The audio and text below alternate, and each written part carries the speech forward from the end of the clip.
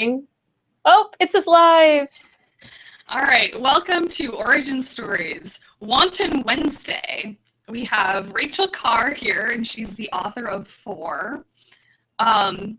So why don't you introduce yourself and give a little bit of background for everybody? Okay. My name is, as you said, Rachel Carr, but I write under R.E. Carr because there was a Rachel Carr who wrote vegan cookbooks, and that doesn't quite jive with vampires and werewolves and all those crazy things that I now write about. I wanted to be a writer when I was in high school and was determined I was going to be published before I was 40 years old. So it took 21 years, but I did do it. So I'm pretty happy. Yeah. So how are your vampires different? How are they different? Well, they're not all sexy. They're not broody. They don't sparkle. And they're pretty much colonial parasitic bacteria colonies that inhabit humans. And they get very offended when you call them dead, because just because the human is dead doesn't mean they are. So they tend to be a little bit quirkier than your traditional vampires, although they like to mock traditional vampires quite a lot and play with some of those tropes, as you will. That sounds fun. Mm-hmm. So what drew you to write about vampires?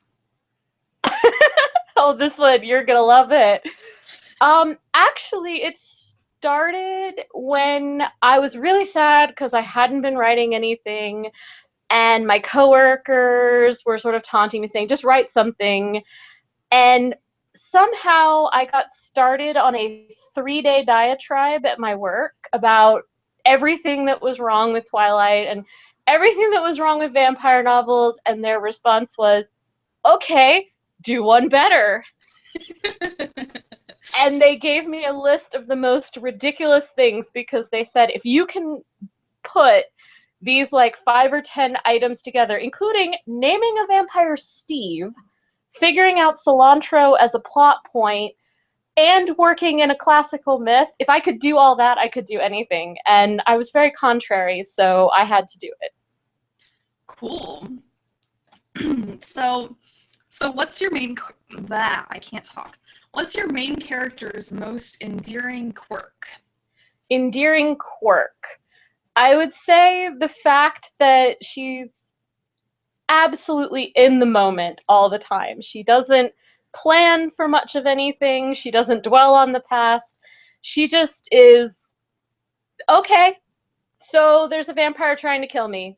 He didn't kill me. I'm cool with that. She's just really fun to write because she doesn't carry emotional baggage, and she kind of just, it's like that perfect day where you get to say every sarcastic comment you wanted to say, and I could just sort of let it out through her.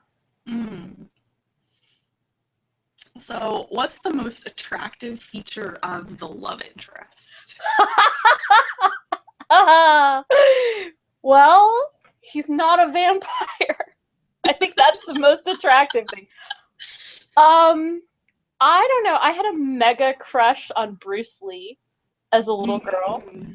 And the one thing I found is that there's just not a lot of Asian love interests in vampire novels.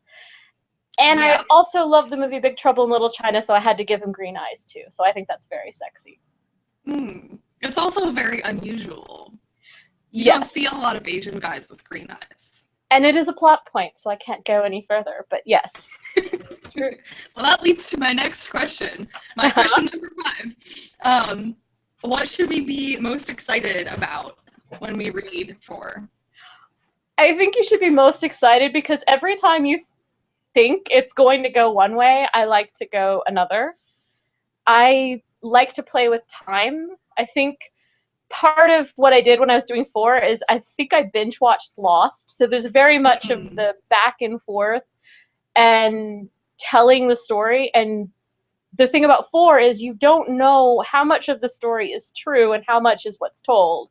And there's actually a sequel to it called 6 that came out that actually tells the other side of the story.